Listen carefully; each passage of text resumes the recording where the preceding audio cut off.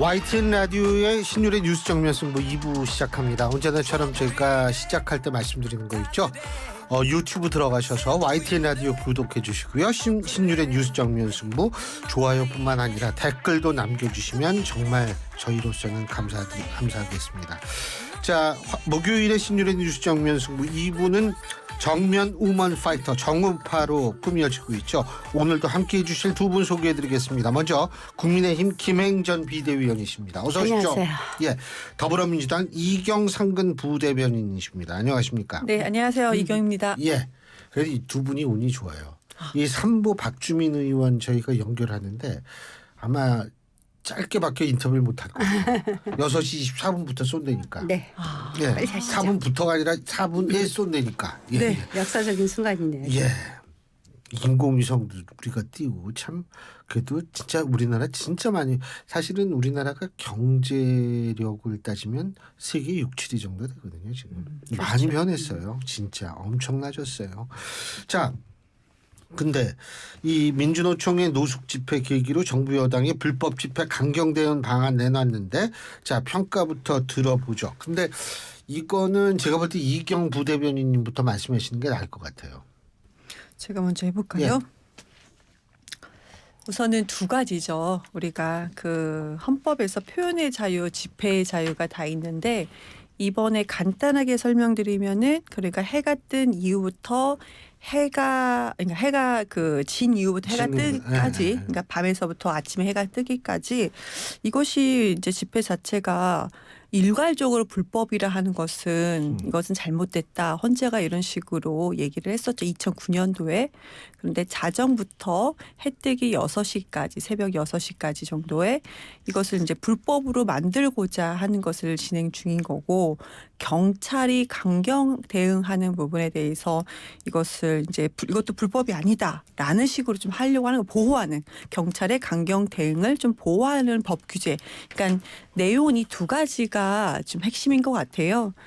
근데 지금 현재 원래 헌법에 그 우리가 보호하고 있는 국민의 기본권을 정권이 바뀌고 나서 이렇게 추진하는 것이 옳은가라는 의문점. 아무리 생각해도 이것은 맞지 않다라는 결론이 함께 좀 다다르는 그런 법안을 좀 발의하려고 방침을 내려고 하는 걸로 보입니다. 네. 이 헌법에 보장된 기본권 3권, 특히 노동 3권은 절대적으로 보장되어 있고 그것을 바꿀 수도 없습니다. 어느 정권도. 그러니까 집회의 자유, 결사의 자유 이런 것들은 다 보장이 되는 겁니다. 다만 그것을 보장하는 한도 내에서 불법적인 요소는 국가의 공권력과 경찰력의 제대로 된 시행으로 잡겠다. 그 계기가 된 것은 지난주에 있었던 그 민주노총의 과격한 시위 예컨대 밤새 거기서 노숙을 하면서 길을 점거를 했고요. 남자들이 쭉 서서 노상 방뇨를 하고 사실 그 노상 방뇨를 한다는 것은 참 보기도 민망스러웠거든요. 거기다가 음주도 하고 음식을 시켜서 먹고 그날 쓰레기가 100톤이 나왔다고 해요. 그래서 이런 것들에 대해서 경찰에서 경찰권을 바로 세우겠다라는 것이지 이것을 좀 흐트리면 안 돼요. 예를 들자면 미국의 경우 학교, 법원, 교회, 법원 앞에서는 모든 확성기의 사용을 금지하고 있어요. 그럼 이것을 표현의 자유 억압인가요? 그런데 금지하고 있어요. 피켓도 목재나 철제 소재는 일체 못 쓰고 종이만 쓰게 되어 있어요. 누군가가 다칠까 봐. 그럼 이것이 위헌인가요? 왜냐하면 기본권을 보장을 하되 방법론에 있어서 사고가 날 수 있는 것은 다 제한하겠다는 거거든요. 미국 마찬가지로 지난번에 3월에 트럼프 대통령이 검찰 출석했을 적에 그때 일체 확성기 쓰지 않았고 종이 플래카드만 들고 있었어요. 그럼 미국은 독재국가인가요? 왜냐하면 미국은 이렇게 한다고 해요. 그 시민단체나 노동단체에서 지침을 무조건 내린대요. 집회를 하기 전에. 무조건 경찰의 말을 따르라. 그래야 시민도 그 노동쟁의를 하는 사람도 모두 다 안전하다. 경찰도 안전하다. 그래서 경찰의 말을 따르라. 이것이 지침이에요. 그래서 잘 아시다시피 미국이나 영국 같은 경우에는 곤봉도 씁니다. 그리고 아주 위험한 최악의 경우에는 총도 써요. 이것을 표현의 자유를 억압한다. 집회의 자유를 억압한다. 이렇게 얘기하지 않습니다. 이것은 공권력 확립이에요. 한 나라의 질서를 유지하고 국민의 생명권을 보장하려면 공권력이 바로 서야 되고 그 공권력을 시행하는 일차적인 정부기관은 경찰권입니다. 그런데 우리가 경찰이 집회를 하다가 매를 맞아서 그 병원에 실려가는 경찰들도 많았어요. 사실상. 그런 그분들은 그러니까 예. 정해진 규칙 내에서 예. 그대로 원칙대로 하면 어디서 해도 미국은 이래요. 미국은 정해진 장소에서 이탈만 해도 잡아갑니다. 구속합니다. 허가받은 장소가 아니면. 그러니까 이것을 헌법의 표현의 자유를 집회의 자유 이거 다 보장하죠. 예. 뭐든지 다 하라는 겁니다. 그렇지만 예. 불법적인 요소를 규정하는 것은 각 나라마다 좀 달라요. 알겠습니다. 그런 점에서 지난번에 밤새고 거기서 불법 1박 2일 예. 집회를 하니까 예. 그때 시민들의 불편도 너무 많았으니까 예. 지금 이런 얘기가 나온 거죠. 예. 이경 부대님. 우선은 길게 말씀 주셨고요. 말씀 주신 부분에서는 저 동의하는 면도 분명히 있었고요. 시민이 불편한 집회 저는 그거는 좀 조심해야 된다. 자제해야 된다 생각을 합니다. 그런데 지금 말씀 주셨던 것은 뭐 미국 사례도 말씀 주셨는데 그러면 우리가 이번에 있었던 집회가 그럼 경찰을 향해서 집회에 참여했던 분들이 경찰을 향해서 폭력을 행사했습니까? 아닙니다. 그런데 너무 과하게 폭력을 행사한 어떤 사례를 또 들어주셨고요. 그런 그 집회 현장에서 약간 국민의 입장으로서 봤을 때 좀 낯뜨거운 그런 모습이 있었다고 언론 보도를 통해서 봤습니다. 그런데 이거는 한 사례예요. 우리가 성급한 일반화의 논리라고 아시죠? 한 사례 그러니까 일부 사례만을 놓고 일반화했을 경우에는 이것을 우리가 이런 논리가 있습니다. 성급한 일반화의 논리라고. 그런데 위원님께서는 단 한 사례만 놓고 모든 집회를 다 평가를 했다라는 겁니다. 네. 그리고 마지막으로 그거 맞아요. 맞고요. 그리고 마지막으로 형사가 그럼 집회 현장에서 불법이 일어나면 지금 현재 우리 경찰들이 이거에 대해서 제재하지 못하느냐 합니다. 불법 사항에서 이미 제재를 합니다.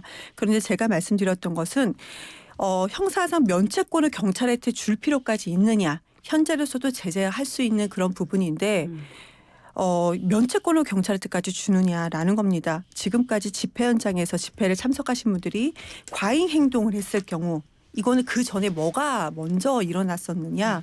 경찰의 과잉 대응이 분명히 먼저 있었습니다.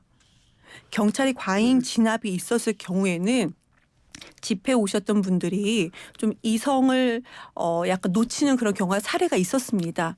그런데 그 전에는 경찰의 과잉 대응이 있었는데 그런 부분도 우리는 좀 짚어봐야 된다. 그리고 그러니까 정부와 책임 여당 아니겠습니까? 그래서 그런데 무조건 말씀인데 집회 현장에 나온 사람들을 마치 악마화하는 일반적으로 악마화하는 사례는 좀 무리이다. 그게 아니고 말씀드릴게요. 평화적인 집회는 무조건 보장합니다. 이번 청주에서 CJ와 관련돼서 노조가 빨간 연막탄까지 쳤습니다. 그거 모르시죠?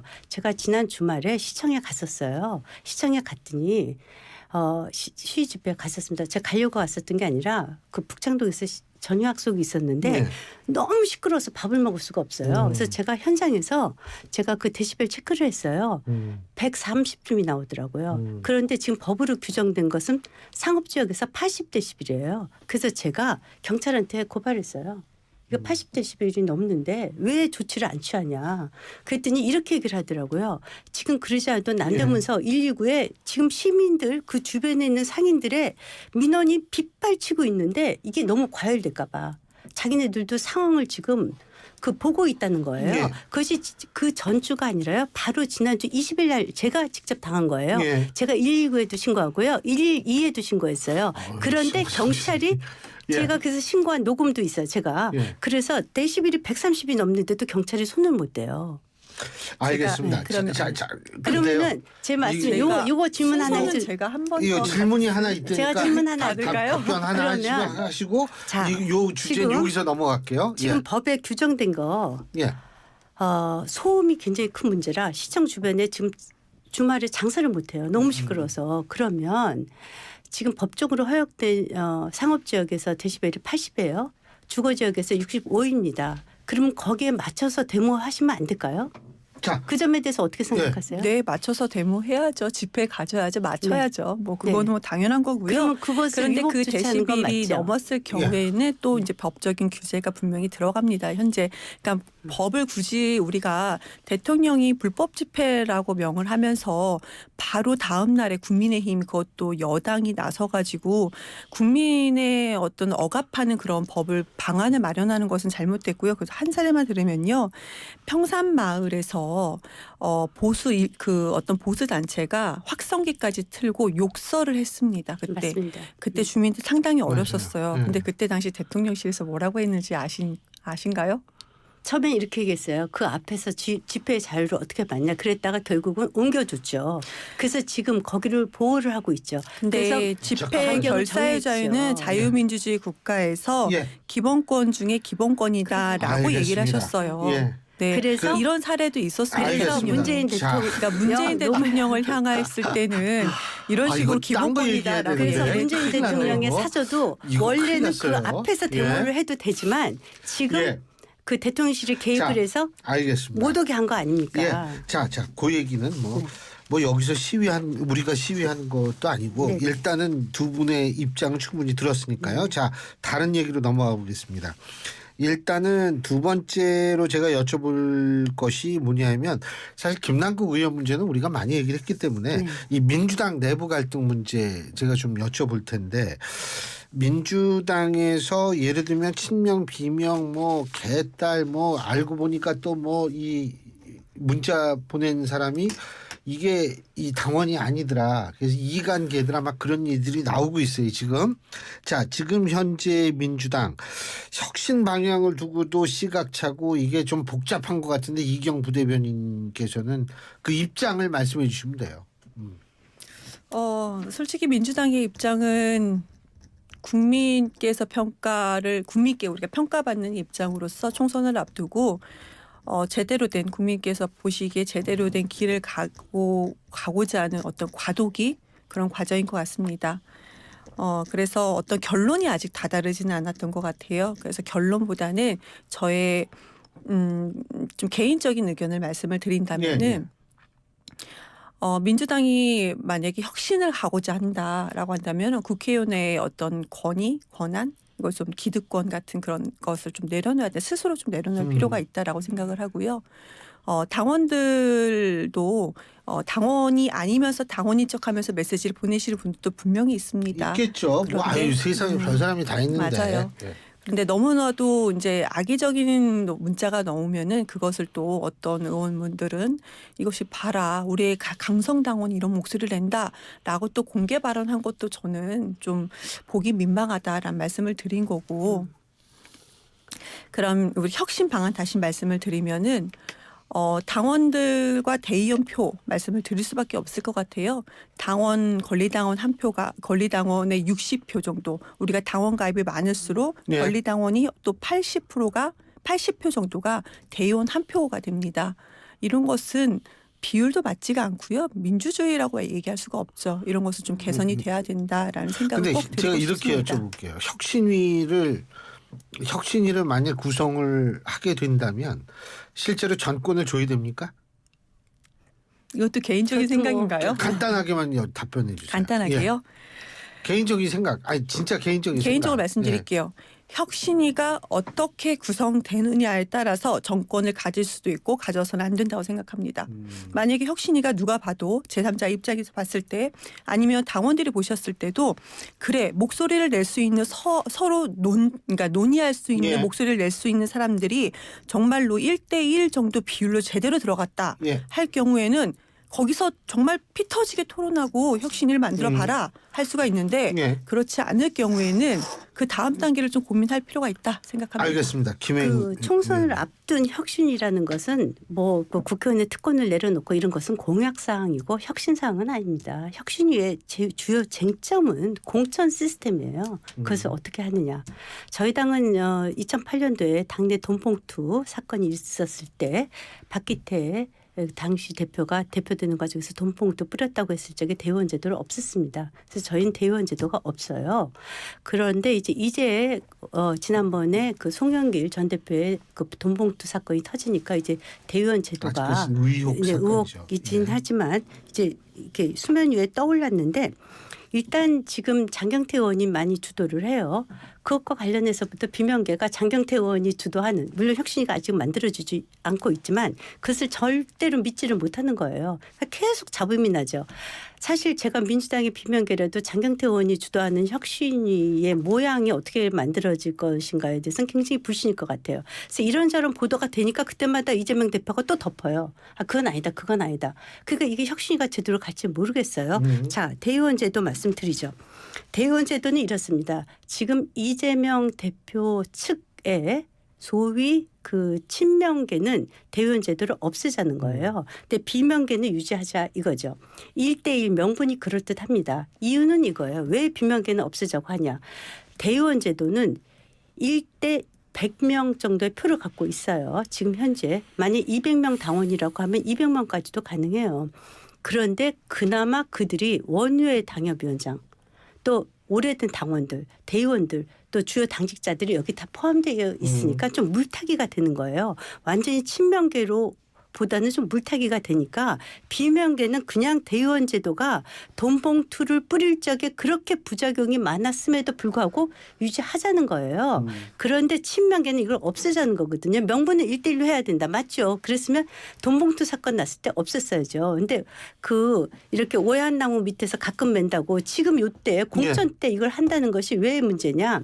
지금 일반 당원들은 이재명 대표가 되시고 난 다음부터 소위 말하는 강성 당원들 개딸들이 너무 많이 들어갔다는 의심을 지금 비명계에서 하고 있는 거예요. 그러니까 본인의 당권 유지를 위해서 저 대의원제를 폐지하고 있다라는 의심을 당내에서 갖고 있으니까 결국 이재명이 갈라치기 한다 이거 아닙니까? 근데 이재명 대표가 어저께도 그러셨어요. 당원들끼리의 당원존인가 나오셔서 나는 절대로 당대표에서 물러나지 않는다라고 말씀하셨어요. 그러니까 결국은 이것은 혁신위의 제일 중요한 문제는 이재명이 물러나느냐 안 물러나느냐의 방점이 찍혀 있고 이걸로 아마 저는 이재명 대표가 이길 것 같아요. 이걸로 민주당의 운명이 결정될 것이고 국민의 심판을 받을 것이다. 이렇게 봅니다. 말씀 중간중간에 팩트가 아닌 거 사실이 아닌 거 좀 많이 있었고요. 1대 100 아니고 1대 지금 현재는 60에서 80 정도라는 걸 200만 당원이라고 해서 200만 당원. 200만 그 전제는 당원이 말씀하셨어요. 뭐 그래도 그 정도는 아니고요. 아니 200만 그리고 당원이라고 지금 주장을 하시니까 지금 그리고 민주당에서. 그리고 지금 대의원 제도하고 이번에 총선하고 연관이 없습니다. 왜 그러냐. 저희가 경선이 국민 여론조사 50%고요. 당원 50%예요. 여기 대의원을 별도로 구분하지 않습니다. 근데 지금 대의원 제도 폐지를 놓고 뭔가 비명과 친명으로 나뉜다 말씀을 주셨는데요. 절대 아닙니다. 그거는 경선하고 언론이 나요. 그럼 잘못 보다. 아니요, 그건 제가 아니고요. 언론하고 통화를 할 때도 예, 아니 예. 저 내부 상황 제가 더 잘 알죠. 그렇죠. 그리고 저도 당에도 그래도 좀 상근 그래도 부대변인이시니까. 당에 그래도 좀 적게 있었던 기간은 뭐 아니니까 아는데 친명과 비명으로 구분해서 대의원제 찬반하는 건 아닙니다. 예. 이것은 개인적인 소견, 그러니까 개인적으로 어떤 본인마다 좀 다른 의견이 있는 거예요. 그런 거지 친명 비명 절대 아니라는 말씀 드리고요. 근데 대의원제 폐지는 언젠가는 꼭 되는 게 맞다라고 생각을 합니다. 그리고 이것이 일부 의원들께서 당 혁신한다, 쇄신한다면서 당대표를 향해서 뭔가 당직을 내려놔야 된다라는 어떤 공격을 하시는 분들은 우리 민주당이 176분이거든요. 민주당 네. 의원이. 예. 거기서 한 3분 정도? 그렇게 노골적으로 말씀하시는 분들은 3분 정도밖에 있지 않는다라는 말씀 드립니다. 예. 그리고 지금 77.77%의 당원의 그 표를 얻어서 된 당대표를 본인들이 한 3-4명이 그래 과하게 포장한다 하더라도 10명이 안 되는 의원들이 어떻게 당대표를 바꿉니까? 말도 안 되는 말씀을 하는 그러니까 거다. 이제 예. 30초 남았습니다. 네. 말씀하세요. 아까 그 50대 50은 경선할 때 저희 당도 마찬가지로 50대 네. 50으로 뽑아요. 이건 경선 룰을 하는 게 아니라요. 공천 룰을 얘기하는 겁니다. 공천을 할 때 지도부를 어떻게 구성을 할 것인가. 하위 20% 30% 잘릴 것인가. 내리꽂기 할 것인가. 상향식으로 할 것인가 등등의 모든 많은 것을 할 때 예. 이것이 다 그 예. 공천 경쟁이고요. 그 예. 과정에서 비명되는 예. 대의원표라도 갖고 있어야 민주당 알겠습니다. 주장대로 200만 당원이라고 하니 200대 1이라도 시간 갖고 있어야 끝났습니다. 죄송합니다. 기회입니다. 시간이 지금 누리호 자꾸 나로 그래. 이것 때문에 좀 여기서 마치시고요. 알겠습니다. 마치겠습니다. 오늘 두 분 말씀 잘 들었습니다. 고맙습니다. 네, 감사합니다.